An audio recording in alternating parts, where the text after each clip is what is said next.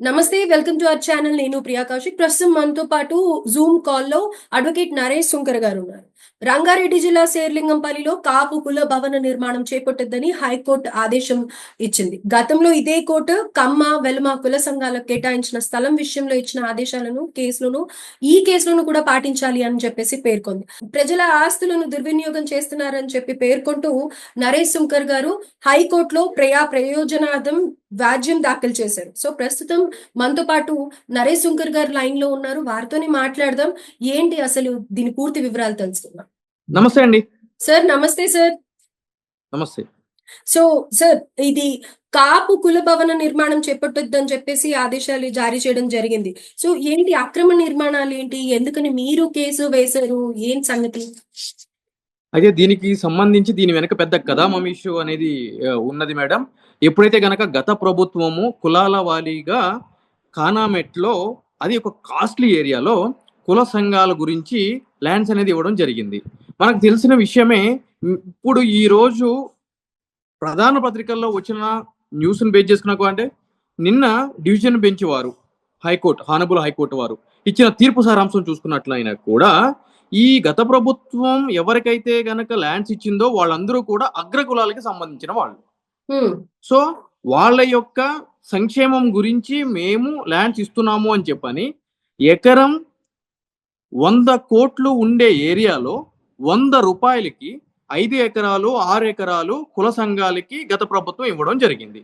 So అందులో భాగంగానే కమ్మకి వెలమకి వాటికి ఇవ్వడం జరిగింది. దానికి సంబంధించి ఇది సుప్రీంకోర్టు ఉత్తర్వులకి విరుద్ధంగాను, అదే విధంగా తెలంగాణ హైకోర్టు గతంలో ఇచ్చిన ఉత్తర్వులకి విరుద్ధంగాను ఉంది అని చెప్పి హైకోర్టు వారు 2021లో కమ్మకి వెలమకి ఇచ్చిన ల్యాండ్స్ ఏవైతే ఉన్నాయో వాటి మీద ఆ జీవో మీద స్టే ఇవ్వడం జరిగింది.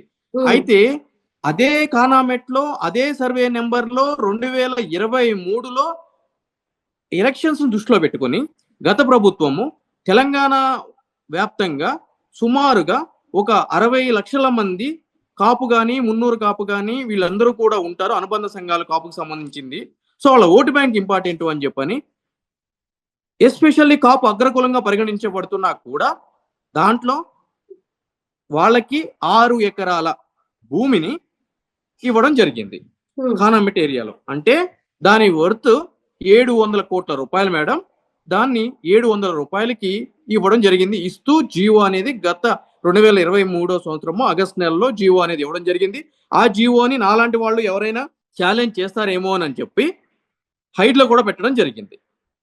అయితే ఇప్పుడు ఆర్టికల్ 14లో equality before law already same survey నెంబర్లో మిగిలిన కులాలకి ఇచ్చిన వాటిని ఇదే హైకోర్టు స్టే ఇచ్చినప్పుడు మళ్ళీ అదే సర్వే నెంబర్లో కాపు కులాలు కూడా ఇవ్వడం జరిగింది.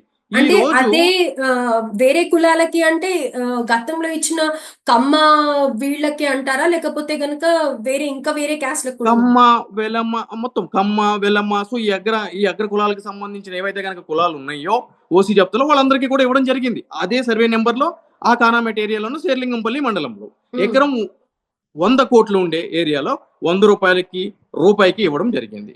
సో నేను అట్లా చేశారని అంటారు. ఓటు బ్యాంక్ రాజకీయాలు మేడం. ఓటు బ్యాంక్ రాజకీయాలు. మన ఇంట్లో సొమ్ము కాదు కదా ఇవ్వడానికి. నొప్పి ఉంటుంది. మీరు కష్టపడి నేను కష్టపడి సంపాదించింది అనుకోండి, నొప్పి ఉంటుంది ఇవ్వడానికి. ప్రజల సొమ్మే కదా, దారాదత్తం చేసేద్దాం. ఏమైతుంది? మనకు ఓటు బ్యాంక్ కావాలి, ఇంకో స్కామ్ చేద్దాము, 1 లక్ష కోట్లు సంపాదించుకుందాము.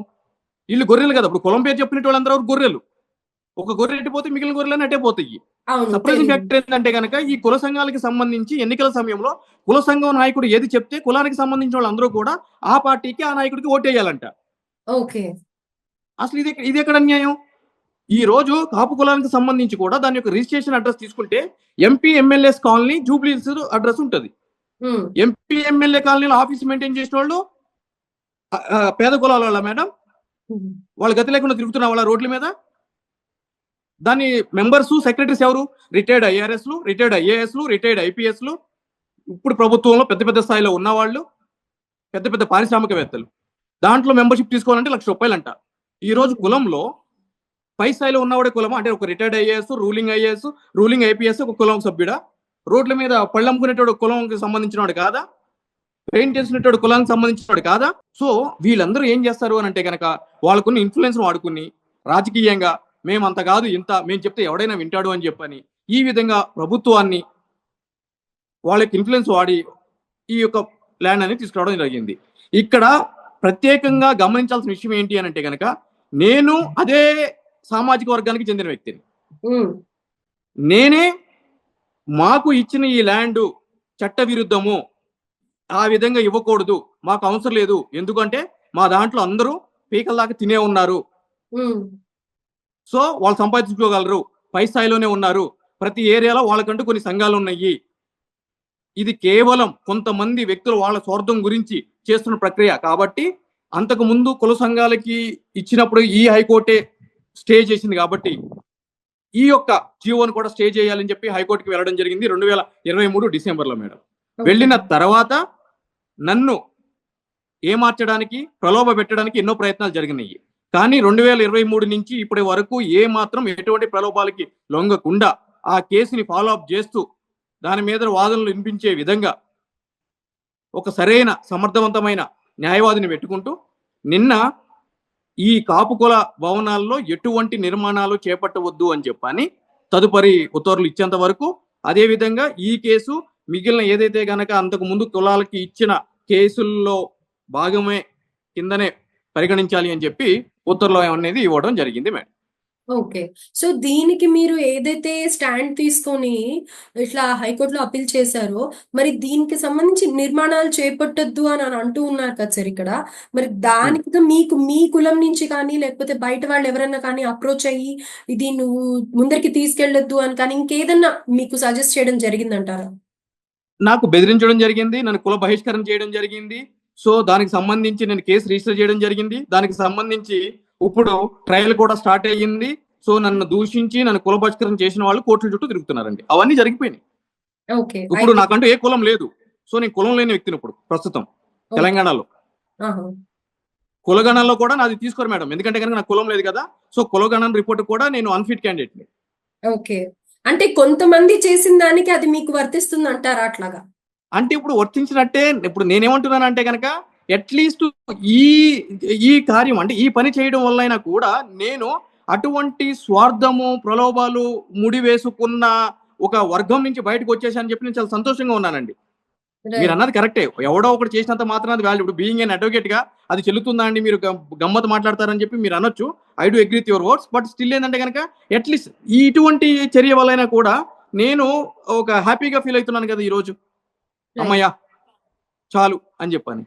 రైట్. సో అంటే మీ కులానికి మీరు కొంచెం సపోర్ట్ చేశారు, ఒకటి ఏదో న్యాయం చేయబోతున్నారు అన్న సాటిస్ఫాక్షన్ మీకు ఉంది అని అంటారు. ఎలాంటి ప్రలోభాలు ఉన్నా, ఎంతటి ఒత్తిడి తెచ్చినా కానీ తగ్గేది లేదు అని అంటారు. ఈ రోజు ఎంతో మంది బహుజనులు ఈ రోజు హాస్టల్ తీసుకోండి మేడం, ఎక్కడుంటున్నాయి? ఎక్కడో ఊరు చివర్ల ఫారెస్ట్ ఏరియాలో, అంటే ఒక పులులు సింహాలు కూడా సంచరించడానికి భయపడేటువంటి నిర్మానుష్య ప్రాంతాల్లో ఈ రోజు ఎస్సీ ఎస్టీ బీసీ హాస్టల్స్ ఉంటున్నాయి, ఆడపిల్లలు ఉంటున్నారు. అటువంటిది ఈ రోజు బెంజిల్లో బిఎండబ్ల్యూలో తిరిగే కులంలో ఉన్న సభ్యులకి, రిటైర్డ్ ఐఏఎస్ ఐపీఎస్లకి సిటీ నడి మధ్యలో ఎకరం 100 కోట్ల మధ్య 6 ఎకరాల 35 గుంటలు వర్త్ ఆఫ్ 700 crores ల్యాండ్ అవసరం అంటారా? నేనేమంటానంటే అదే ల్యాండ్ లో ఆ ఊరి చివరన గురుకులాలను తీసుకుని వచ్చి ఆ ల్యాండ్ లో పెట్టమని చెప్పి నేను హైకోర్టును ప్రార్థించాను. నా కంటెన్షన్ కూడా అదే. అక్కడెక్కడో కాదు, సిటీ మధ్యలో పెట్టండి వాళ్ళని, వాళ్ళకి సరైన సౌకర్యాలు కల్పించండి, వాళ్ళకి వసతులు కల్పించండి, వాళ్ళు నిజమైన అర్హులు, మేం కాదు అని చెప్పి నేను అంటున్నాను. రైట్. కానీ డబ్బులున్న వాళ్ళకి ఇంకా ఆశ ఎక్కువ ఉంటుంది కదా, అందుకే సహకరించట్లేదు, మిమ్మల్ని సాధిస్తున్నారు అనుకోవచ్చు. ఎగ్జాక్ట్లీ. ఎందుకు అంటే కనుక పాపం గురుకులాలు చదివే పిల్లలకి ఏం బ్యాక్గ్రౌండ్ ఉంటుందండి? కూలి పనులు చేసుకుంటారు తల్లిదండ్రులు, మా జీవితాలు ఇట్లా అయిపోయి ఈ పిల్లల జీవితాలైనా సరే ఉన్నతంగా ఉండాలి అని చెప్పని పాపం అక్కడ ఎన్ని అన్యాయాలు అకృత్యాలు, అదే విధంగా తినడానికి తిండి లేకపోయినా కూడా చదువుకోవాలి బిడ్డ అని చెప్పి పంపిస్తున్నారు.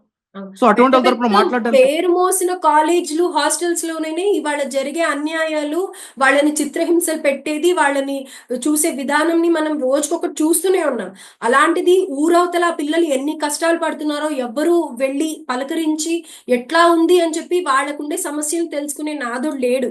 అట్లాంటిది మీరు చేస్తున్న పోరాటం నిజంగానే అలాంటి పిల్లలకు కానీ, పిల్లల తల్లిదండ్రులకు కానీ ఎంతో సహాయం చేస్తున్న వారు అవుతారు.